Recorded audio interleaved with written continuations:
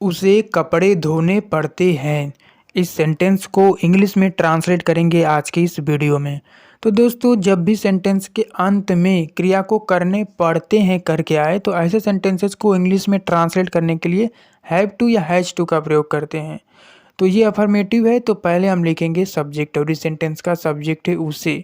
तो जब उसे किसी लड़की के लिए कहा गया हो तो सी, किसी लड़के के लिए कहा गया हो तो ही। तो चलिए ये सेंटेंस मानते हैं किसी लड़की के लिए कहा गया हो, तो हम लिखेंगे सी। उसके बाद सब्जेक्ट के अनुसार हैज़ टू या हैव टू में से कोई एक लिखेंगे। तो यहाँ पे सब्जेक्ट है सी, तो सी के साथ हैज़ टू रहता है, सी हैज़ टू। उसके बाद हम लिखेंगे वर्ब और इस सेंटेंस का वर्ब है धोने पड़ते हैं यानी कि धोना। धोना को इंग्लिश में कहते हैं वॉश।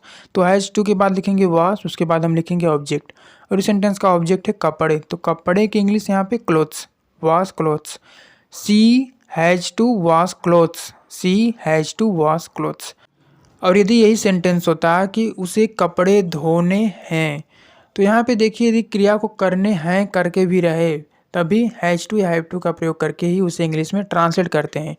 क्योंकि यहाँ पे आपको वाक्य के अंत में क्या है इस पर ज़्यादा ध्यान नहीं देना है। आपको देखना है कि यदि सेंटेंस में क्रिया को करने में मजबूरी का बोध हो रहा है या आवश्यकता या अनिवार्यता का बोध हो रहा है और ये प्रेजेंट का है तो उसके लिए हैज़ टू हैव टू का प्रयोग करते हैं। और यदि सेंटेंस पास्ट का है, जैसे कि यदि यही सेंटेंस होता कि उसे कपड़े धोने पड़े या उसे कपड़े धोने थे, तो इसकी इंग्लिश हम हैड टू का प्रयोग करके उसे इंग्लिश में ट्रांसलेट करते हैं। तो उसे कपड़े धोने पड़े या उसे कपड़े धोने थे, इन दोनों सेंटेंस की इंग्लिश होती है she had to wash clothes, she had to wash clothes.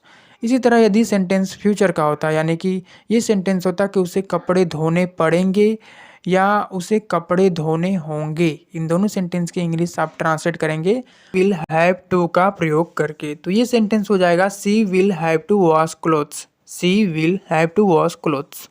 तो दोस्तों, ऐसे और भी सेंटेंसेस का इंग्लिश ट्रांसलेशन वीडियो देखने के लिए इस चैनल के प्लेलिस्ट में जाएं।